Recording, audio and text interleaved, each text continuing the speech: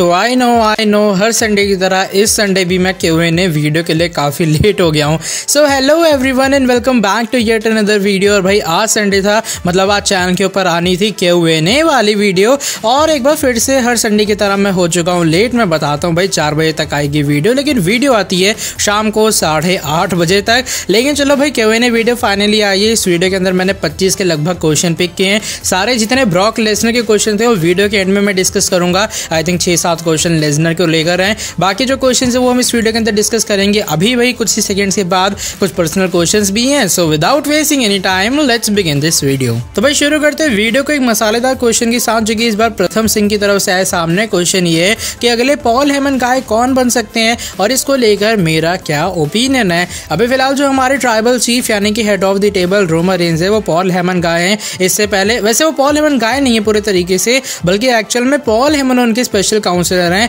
और बाकी केसेस में क्या होता था, पॉल हेमन उस बंदे को मैनेज करते थे, लेकिन रोमन रेंज ने सिर्फ पॉल हेमन को इसलिए रखा है कि भाई पॉल हेमन उनको कुछ एडवाइस वगैरह दे सके उनके सारे मैचेस को लेकर जितने भी आने वाले टाइम में होने वाले हैं। और वहीं बात रही पॉल हेमन की नेक्स्ट गाय की, तो शायद मेरे हिसाब से इस साल नहीं और मे बी नेक्स्ट ईयर भी नहीं, शायद वो रोमन के साथ आने वाले 1-2 साल तक मिनिमम रुकने वाले हैं। और उसके बाद मेरे हिसाब से जो सुपरस्टार होना चाहिए पॉल हेमन के साथ, भाई वो एक ऐसा सुपरस्टार होना चाहिए जिसे मेरे हिसाब से WWE में अभी तक ढंग का पुश नहीं मिला है। जैसे अगर मैं सुपरस्टार्स की बात कर रहा हूँ तो भाई केविन ओवंस मेरे हिसाब से एक अच्छी पिक रहेंगे। I know Kevin Owens mic के अंदर काफी ज्यादा अच्छे हैं, लेकिन मेरे हिसाब से आप Kevin Owens and Paul Heyman को एक तरह का अलायंस उनका बना सकते हो जो कि काफी दमदार रहने वाला है। एक बार फिर से सिजारो के साथ भी हमें मे बी पॉल हेमन आते हुए नजर आ सकता है, और भी काफी सारे नाम है भी फिलहाल। लेकिन देखते हैं भाई अभी रोमन रेंज के साथ कितना लंबा टेन्योर रहता है पॉल हेमन का स्मैकडाउन के शो के अंदर। नेक्स्ट क्वेश्चन की तरफ बढ़ते हैं, जो कि इस बार मितुल रावल गूगली की तरफ से आए सामने। क्या रेसलमेनिया के बाद के पहले रॉ में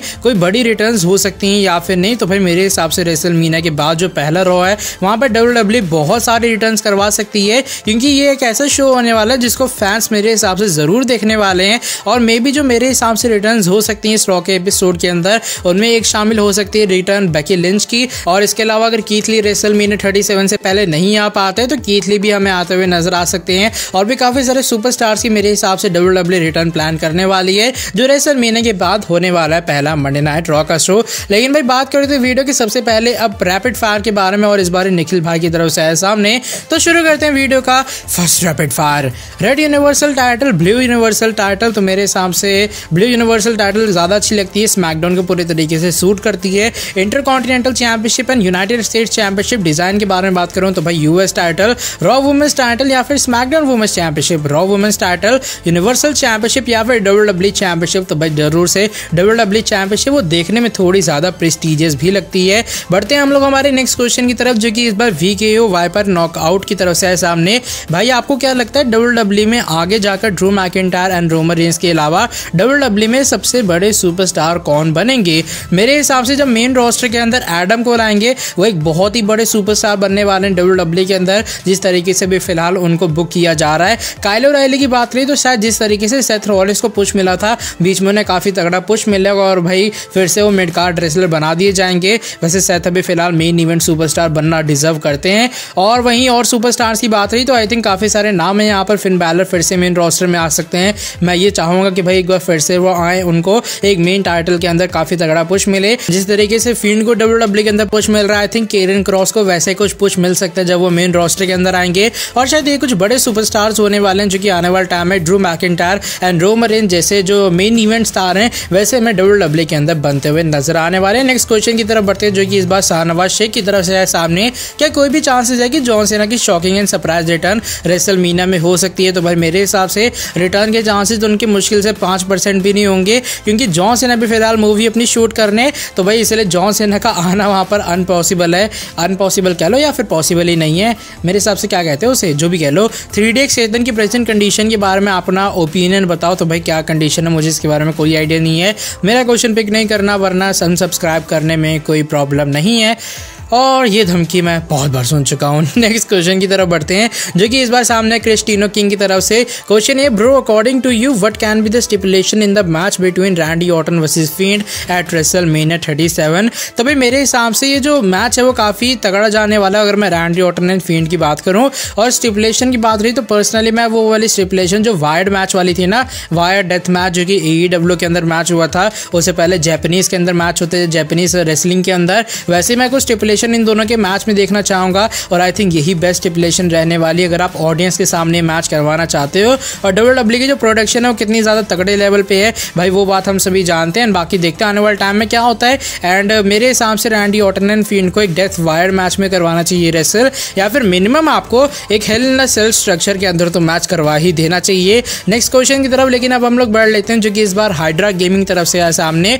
WWE सेलिब्रिटीज को लेकर आती है लेकिन रेटिंग्स तो बट सेम ही रहती हैं। तो सेलिब्रिटीज को लाने का एक्चुअल में WWE को क्या प्रॉफिट होता है? तो एक्चुअल में जब WWE सुपरस्टार्स या फिर कोई भी सेलिब्रिटी को लाती है, जैसे बैड बनी को वो रिसेंटली लाई थी रॉ के अंदर, उनको रेसलमेनिया के अंदर भी फीचर किया जा रहा है। वैसे लोगन पॉल का हाल है, लोगन पॉल को आने वाले स्मैकडाउन के शो के लिए बुक किया गया है, फिर उनको मे बी WWE रेसलमेनिया के लिए बुक करेगी। इसके अलावा और भी काफी सारे इंटरनेशनल सेलिब्रिटीज हैं जिनका WWE इस साल रेसलमेनिया के अंदर यूज करने वाली है। और भाई WWE सिर्फ सेलिब्रिटीज को रेटिंग्स के लिए नहीं बुलाती है, रेटिंग जरूर से एक ऑप्शन रहता है कि भाई शायद रेटिंग्स हमें बढ़ते हुए नजर आए। बाकी जैसे मर्चेंडाइज सेलिंग होगी, बैड बनी आए थे रॉयल रंबल के अंदर, उसके बाद जो उनकी मर्चेंडाइज है हाईएस्ट सेलिंग मर्चेंडाइज बन गई थी पूरी प्रो रेसलिंग के अंदर। तो भाई WWE को वहां पे मर्चेंडाइज से फायदा हो, और ऐसी WWE कुछ अलग अलग प्रॉफिट्स के जरिए सुपरस्टार्स एंड सेलिब्रिटीज को बुलाती है। और रेटिंग्स यहाँ पर WWE के पास एक लौता ऑप्शन नहीं है भाई। यूट्यूब पे व्यूज काफी तगड़े आते हैं, जैसे बैड बनी कोई वीडियो डलती है या फिर कोई भी और वीडियोस डलती है सेलिब्रिटी की, तो वो सेलिब्रिटी के जो फैंस उन वीडियोस को देखते हैं। तो यूट्यूब एंड मर्चेंडाइज मेरे हिसाब से कुछ रीजंस होते हैं जिनके कारण WWE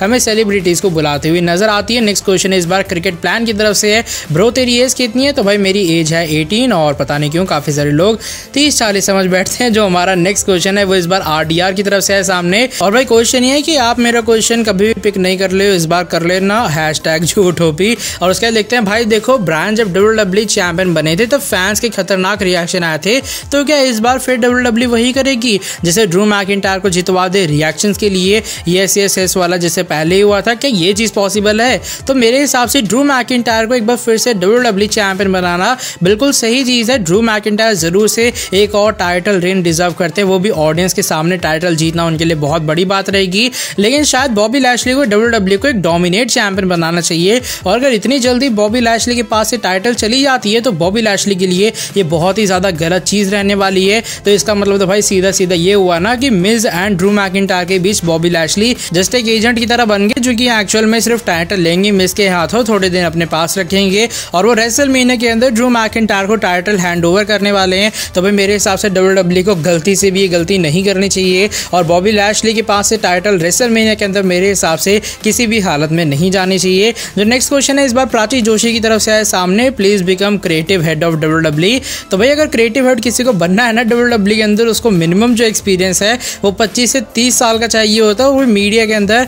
तो बनना मेरे हिसाब से ये चीज़ इम्पॉसिबल। अगर आपकी कोई जान पहचान है तो भाई बनवा दो, तो काफ़ी कृपा रहेगी आपकी। नेक्स्ट क्वेश्चन की तरफ बढ़ते जो कि इस बार आया सामने अरमान झा की तरफ से, और इस बार भाई ये वीडियो का रैपिड फायर है। तो शुरू करते हैं वीडियो का पहला रैपिड फायर, नहीं पहला नहीं दूसरा रैपिड फायर है वैसे। और रैपिड फायर है भाई, शुरू करते हैं T series versus PewDiePie, T series CarryMinati versus Ashish Chanchlani. तो भाई दोनों फेवरेट है, कैरी मिनाटी, केन और खली यू डिजर्व 10 मिलियन सब्सक्राइबर्स और वर्क इन मूवीज। तो भाई देखो मूवीज के अंदर काम जो है ना वो एक लिमिटेड टाइम के लिए रहेगा, लेकिन चैनल पर अगर 10 मिलियन हो जाए तो भाई वो कम तो होंगे नहीं। तो इसलिए आप सभी का अगर सपोर्ट रहता तो 10 मिलियन काफ़ी जल्दी चैनल के ऊपर हो जाएंगे। वो अलग बात है भी हम लोग 100K भी नहीं पहुंचे, लेकिन हाँ एक दिन तो यह चीज़ ज़रूर से पॉसिबल रहेगी। नेक्स्ट क्वेश्चन की तरफ बढ़ते हैं जो कि इस बार रेसल डेथ की तरफ से है सामने। भाई एलिस्टर ब्लैक अगर रिटर्न करेंगे तो उनकी फ्यूड किसके साथ होगी? सेथ रॉलिंस और रोमन रेंज। मेरे हिसाब से भाई विंस मैकमैन एलिस्टर ब्लैक को पुश नहीं देने वाले हैं, और अनटिल एंड अनलेस जो ट्रिपल एच से चार्ज नहीं लेते मेन रोस्टर का, एलिस्टर ब्लैक को मेन के अंदर पुश मिलना बहुत ही ज़्यादा मुश्किल है। लेकिन फिर भी अगर एलिस्टर ब्लैक रिटर्न करेंगे तो शायद WWE उनको गलती से एक अच्छा फ्यूड देती हुई नजर आ सकती है। रोमन रेंज के खिलाफ थोड़ा मुश्किल है, लेकिन सेथ रॉलिंस के खिलाफ मेरे हिसाब से एक बार उनका फ्यूड जरूर होना चाहिए। नेक्स्ट क्वेश्चन की तरफ बढ़ते जो कि इस बार रेसलिंग एट्रीब्यूशन की तरफ से है सामने, फील्ड का रैंडी ऑर्टन के बाद कौन सा अपोनेंट होगा? अब ये जो चीज़ है मेरे हिसाब से डिपेंड करती है कि कि रेसलमेनिया के बाद WWE चैंपियन कौन होने वाला है। अगर बॉबी लैशली लेते हैं, लेसनर आते हैं या फिर लेसनर रेसलमेनिया से पहले आते हैं, तो भाई फील्ड का यहाँ पर मेन टाइटल के अंदर जो कह लो पुश है या फिर मेन टाइटल जो फ्यूड है वो नहीं होगा। वरना मोस्ट प्रोबेबली मुझे जो चांसेस लग रहे हैं वो ये कि फील्ड जाने वाले हैं WWE टाइटल के पीछे रेसलमेनिया 37 के बाद। जो नेक्स्ट क्वेश्चन है रविंद्र सिंह की तरफ से है सामने, when will Brock Lesnar return, तो भाई इसके बारे में लेटर ऑन डिस्कस करेंगे। Will there be a ladder match for IC title और singles match between Big E and Apollo Crews. अभी जिस हिसाब से सिचुएशन है लगता तो ऐसा कि WWE सिंगल्स मैच के साथ जाने वाले, जो कि मेरे हिसाब से एक काफी गलत आइडिया रहेगा। WWE को एक लैडर मैच बुक करना चाहिए था जहां पर वो मल्टी सुपरस्टार्स को यूज कर पाते काफी अच्छे तरीके से। After WrestleMania will field mask will change और नॉट, तो भाई मेरे हिसाब से फील्ड का ये जो मास्क है वो कुछ लिमिटेड टाइम के लिए अच्छा लगने वाला है। आई नो काफी अच्छा और काफी देखने में खतरनाक लगता है, लेकिन पता नहीं मुझे क्यों ऐसा लगता है कि जो पुराना वाला मास्क था वो लंबे टाइम तक चल सकता था, लेकिन ये जो पूरी अटायर है शायद मुझे कहीं ना कहीं ऐसा लगता है ज्यादा लंबे टाइम तक नहीं चल पाएगी। बाकी भाई देखो रेसलमेनिया के बाद क्या होता है, क्या ऑर्टन जीते हैं या फिर फील्ड अपने रेसलमेनिया मैच के अंदर। नेक्स्ट क्वेश्चन की तरफ बढ़ते हैं जो कि इस बार भवेश भाई की तरफ से है सामने, और फोटो लगी है विराट कोहली की। और क्वेश्चन ये है भाई आपकी कोई जीएफ है क्या? भाई है तो नहीं, अगर बंदी तो भाई बनवा दो, बहुत कृपा रहेगी आपकी। मजाक कर रहा हूँ भाई, अभी फिलहाल कोई भाई जीएफ वगैरह कुछ नहीं है। अभी फिलहाल पूरा जो फोकस है यूट्यूब के ऊपर है, स्टडीज के ऊपर है, और भाई यूट्यूब के कारण कभी टाइम मिला भी नहीं इन चीज़ों के लिए। एंड जैसा भी है ठीक है भाई, लाइफ अच्छी चल रही है अपनी। नेक्स्ट क्वेश्चन की तरफ बढ़ते हैं जो कि इस बार ओमकार कुलकर्णी की तरफ से है सामने। जैसे WWE के सुपरस्टार्स AEW में जाते हैं, वैसे कि कभी AEW के स्टार्स हमें WWE में आते हुए नजर आएंगे या फिर नहीं? Please pick my question. तो भाई क्वेश्चन तो आपका पिक हो चुका है। क्वेश्चन काफी इंटरेस्टिंग है क्योंकि हमने देखा अभी तक जो सिनेरियो है वो ये कि WWE के सुपरस्टार्स हमें AEW के अंदर जाते हुए नजर आ रहे हैं। और भाई यहाँ पर कोई ऐसी पाबंदी या फिर कोई ऐसा रूल भी नहीं है WWE का कि AEW के स्टार WWE में नहीं आ सकते हैं। अब ये चीजें तभी पॉसिबल हो पाएंगी अगर WWE का जो क्रिएटिव पूरा डिसीजन है वो काफी ज्यादा अच्छा रहेगा, वो सभी सुपरस्टार्स को अच्छी तरीके से बुक करेगी। तो शायद AEW का जो स्टार है उस चीज को देख के इंप्रेस होगा। और भाई इस AEW के स्टार को WWE को भी अपने कुछ अच्छे मैचेस से इंप्रेस करना पड़ेगा। अगर WWE इंप्रेस होती है, वो बंदा AEW के अंदर काम नहीं करना चाहता या फिर उसे WWE AEW दोनों कॉन्ट्रैक्ट ऑफर करती हैं, उसे WWE की तरफ से मोटी कमाई वाला ज्यादा पैसों वाला कॉन्ट्रैक्ट आता है, तो शायद AEW का जो स्टार है वो हमें चीजें पिक करता हुआ नजर आए और वो WWE की तरफ जाता हुआ नजर आए, तो जरूर से ये चीजें पॉसिबल हैं। रिसेंटली मैंने आपको बताया था कि जो लेंसर आर्चर है WWE उनके अंदर इंटरेस्टेड है, लेकिन शायद लगता है ऐसा नहीं कि लेंसर आर्चर भी फिलहाल AEW को कुछ सालों तक लीव करना चाहते हैं। बाकी चीजें तो जरूर पॉसिबल है और शायद पॉसिबल तब होंगी जब ट्रिपल एच या फिर शेन मैकमैन के हाथ में हमें WWE कंपनी आती हुई नजर आएगी। नेक्स्ट क्वेश्चन है इस बार आदर्श जैन की तरफ से, why Seth and AJ didn't complain about their bad booking. अब देखो भाई, अगर आप किसी चीज के अंदर, किसी बिजनेस के अंदर, किसी कंपनी के अंदर एक एम्प्लॉय हो तो आपके हमेशा दो टाइम आते हैं, एक अच्छा समय होता है और एक बुरा समय होता है और एक ठीक ठाक सा समय होता है कि हाँ भाई ज्यादा मेरा खराब टाइम भी नहीं चल रहा और ज्यादा अच्छा टाइम भी नहीं चल रहा है। तो अभी फिलहाल यही जो चीज है वो Seth Rollins and AJ Styles के साथ हो रही है। अब वो कंप्लेन इसलिए नहीं करते क्योंकि देखो, जब सेथ रॉलिंस को WWE के अंदर एकदम अंधा पुश मिल रहा था, उन्हें हील बनाया गया, उन्हें मनी इन द बैंक जिताया गया, रेसलमेनिया के मेन इवेंट के अंदर उन्हें कैश इन करवाया गया, फिर उन्होंने लेसनर को हराया, वो एक बार फिर से यूनिवर्सल चैंपियन बने। जब इतना ज्यादा तगड़ा उन्हें पुश मिला तब सेथ रॉलिंस ने कभी ये नहीं कहा होगा नहीं भाई मुझे पुश ना दो, किसी अंडररेटेड सुपरस्टार को पुश दे दो। तो अब क्यों यहाँ पर सेथ रॉलिंस कहेंगे? क्योंकि सेथ भी ये बात जानते हैं कि भाई कभी ना कभी तो ऐसा आएगा ही ना कि मुझे पुश नहीं मिलेगा और मुझे WWE के अंदर थोड़े टाइम के लिए मिड कार रेसलर बन के रहना पड़ेगा। तो ये जो चीज़ है वो सुपरस्टार्स बहुत ईजिली समझते हैं। एजे स्टार्स की बात रही तो एजे स्टार्स का WWE का जो टाइटल रेंज था वो स्मैकडाउन में बहुत लंबा गया था, बहुत फनामिनल गया था। तो उस टाइम एजे ने भी कंप्लेन नहीं की होगी नहीं भाई मेरे पास से टाइटल ले लो और जो टाइटल है वो किसी और को थमा दो। तो शायद इसलिए ये दोनों सुपरस्टार सीनियर स्टार्स हैं। अगर मैं स्पेशली एजे स्टार्स की बात करूँ, एज के हिसाब से भी उन्हें काफ़ी एक्सपीरियंस है प्रो रेसलिंग का, तो ज़रूर से यहाँ पर भाई इन दोनों को कंप्लेन करने की कोई ज़रूरत नहीं है। उनका थोड़े टाइम बाद एक बार फिर से समय आएगा और सेथ एंड एजे को मैं यही होप करूँगा पुश मिलने वाला है। एंड बाकी देखते हैं आगे क्या कुछ होता है। मे बी सेथ को जो पुश है वो रेसलमेनिया के बाद ही मिलता हुआ शुरू होने वाला है। नेक्स्ट क्वेश्चन की तरफ बढ़ते हैं जो कि इस बार अर्शद भाई की तरफ से है सामने। Bro, why WWE putting Daniel Bryan in the universal championship matches? WWE wants to protect Edge for a loss at WrestleMania and Roman Reigns retain his championship after pinning Daniel Bryan, and also WWE wants a long feud between Roman Reigns and Edge। मेरे हिसाब से सिर्फ Daniel Bryan को, जैसे मैंने आपको बताया भी था अपने वीडियो के अंदर, सिर्फ इसलिए डाला गया ताकि ये जो मैच है थोड़ा तेज तर्रार मैच रह सके। और मेरे हिसाब से अगर Roman Reigns and Edge wrestle करते मैच में तो भाई थोड़ा पावर वाला मैच हो जाता। दोनों पावर हाउस वाले सुपरस्टार है। डैनियल ब्रायन थोड़े हाई फ्लाइंग टाइप है तो भाई थोड़ा high flying action elimination match में भी हो जाएगा और डैनियल ब्रायन की चूस्ती फूर्ती मेरे हिसाब से मैच को इंटरेस्टिंग बना सकती है। और भाई रोमन रेंज एंड एज का जो मैच है वो आगे होगा या फिर नहीं, इन दोनों का आगे फ्यूड होगा या फिर नहीं, शायद हमें रेसलमेनिया ही पता लगेगा। मे भी हो सकता है जो रोमन रेंज है वो हमें रिटेन करते हुए टाइटल नजर आए और एज हमें पूरा टाइटल पिक्चर से हटते हुए नजर आए। मे बी एज हमें न्यू चैंपियन बनते हुए नजर आए, फिर रोमन को मिलेगा रीमैच, कुछ ऐसी चीजें हो सकती हैं, लेकिन उसके लिए हमें वेट करना पड़ेगा रेसलमेनिया 37 का। नेक्स्ट क्वेश्चन आता है चाहल मल्होत्रा की तरफ से सामने, रोमन रेंज कभी अपने दोबारा फेस टर्न होंगे या फिर नहीं और कितने टाइम बाद होगी रोमन रेंज के फेस बनने की वापसी। By the way love you Rohan भाई। तो भाई थैंक यू सो मच यार आप लोग इतने तगड़े सपोर्ट के लिए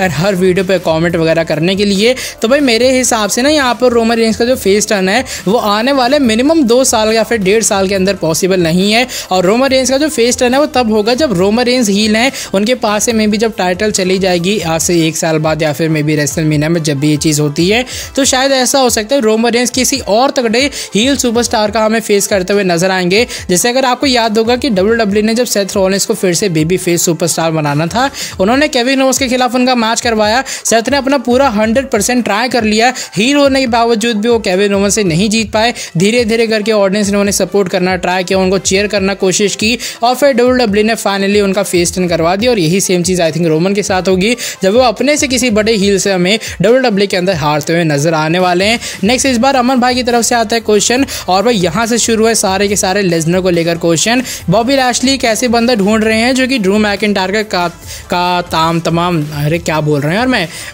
ड्रू मैकिंटायर का काम तमाम कर सके रेसलमेनिया से पहले। कहीं वो बंदा ब्रॉक तो नहीं है, अगर होंगे तो मजा आएगा। आई नो इसकी पॉसिबिलिटी बहुत कम है, लेकिन प्लीज आज तक अभी आपने कभी क्वेश्चन पिक नहीं किया तो भाई आज कर लेना।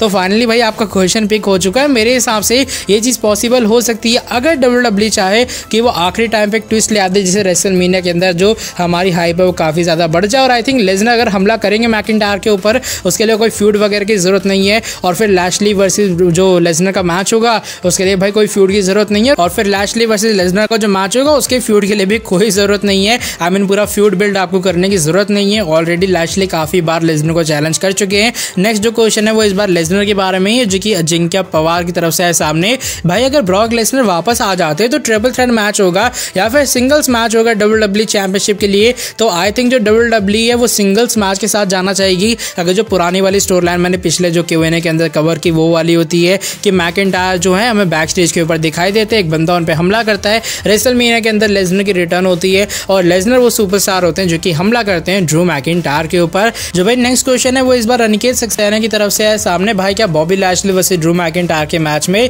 ब्रॉक लेसनर रिटर्न करेंगे, वो आगे दोनों पर हमला करेंगे, फिर ट्रिपल थ्रेट मैच सेटअप हो जाएगा WWE चैंपियनशिप के लिए। मुझे क्या लगता है कि रेसलमेनिया के अंदर लैशली वर्सेस मैकिंटायर का ही मैच होता है और अगर WWE वहां पर लेसनर की रिटर्न प्लान करती है तो वो रिटर्न तब होगी जब बॉबी लैशली या फिर टाइटल रिटेन करेंगे या फिर ड्रू मैकिंटायर चैंपियन बन जाएंगे। और मैच के बीच में बहुत कम चांस है कि हमें लेसनर इंटरफेयर करते हुए नजर आएंगे। जो भाई नेक्स्ट क्वेश्चन है वो मिस्टर टर्मिनेटर की तरफ से आए सामने। According to you will Brock Lesnar return before WrestleMania, at WrestleMania या फिर आफ्टर रेसलमेनिया? तो अभी भाई मेरे हिसाब से तीनों के जो चांसेस है वो जिंदा बिफोर रेसलमेनिया के, क्योंकि बॉबी लैशली एक ऐसे बंदे को ढूंढ रहे हैं जो कि रेसलमेनिया से पहले पूरे तरीके से ड्रू मैकिंटायर का काम तमाम कर दे।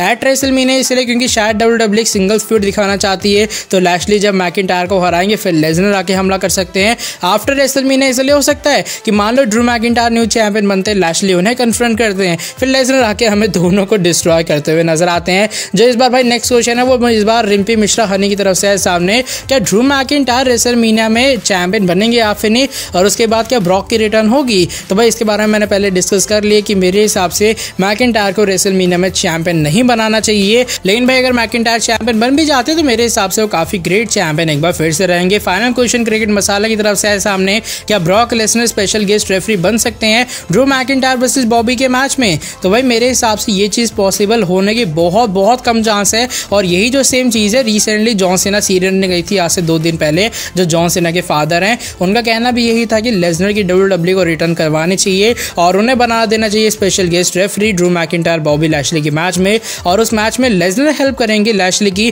कि वो हरा सके मैकिंटायर को इस मैच के अंदर। मेरे हिसाब से अगर लैशली की जो रिटर्न है, आई मीन लैशली नहीं, अगर लेसनर की जो रिटर्न है वो रेसलमेनिया से पहले हो भी जाती है तो WWE को या फिर सिंगल्स मैच रखना चाहिए जब लेसनर जो है वो डिस्ट्रॉय करके रख देंगे मैकिंटायर को, उन्हें इंजर कर देंगे, या फिर WWE को एक ट्रिपल थ्रेट मैच की तरफ जाना चाहिए। स्पेशल गेस्ट रेफरी भी जरूर से तगड़ा बड़ा ऑप्शन रहेगा, लेकिन मुझे लगता है इसके अभी फिलहाल बहुत ही ज़्यादा कम चांसेस हैं। तो भाई ये थी कि लंबी चौड़ी Q&A वीडियो। मैंने बीच में काफ़ी सारे बॉचेस कर दिए क्योंकि भाई मैं बोलते बोलते पूरे तरीके से थक गया हूँ। और अगर भाई आपको ये वाली वीडियो पसंद आई है, आप लोग नीचे वीडियो को लाइक कर सकते हो। मैंने काफ़ी सारे लोग के अभी भी क्वेश्चन पिक नहीं किए हैं, कुछ लोगों ने कॉमेंट ही नहीं किए। जिन लोगों ने पिछले हफ्ते कहा था कि भाई मेरा क्वेश्चन ज़रूर पिक करना, उसमें से आई थिंक एक नाम अनुष्का शर्मा और भी काफ़ी सारे नाम है जिन्होंने पिछले हफ्ते क्वेश्चन किए थे, लेकिन इस हफ्ते उन्होंने नहीं किए। बाकी भाई ये वाली वीडियो बस यहीं तक थी। अगर आपको वीडियो पसंद आई, नीचे वीडियो को आप लोग लाइक कर सकते हो, सब्सक्राइब कर सकते हो चैनल को, और बेल नोटिफिकेशन को भी कर सकते हो प्रेस, ताकि आगे भी आपको हमारे चैनल पर कुछ ऐसी इंटरेस्टिंग कमाल के और भी फ्रेश अपडेट जानने को मिलती रहे। नेक्स्ट वीडियो के अंदर आके आपसे काफ़ी जल्दी मिलता हूँ। Till then bye bye, take care.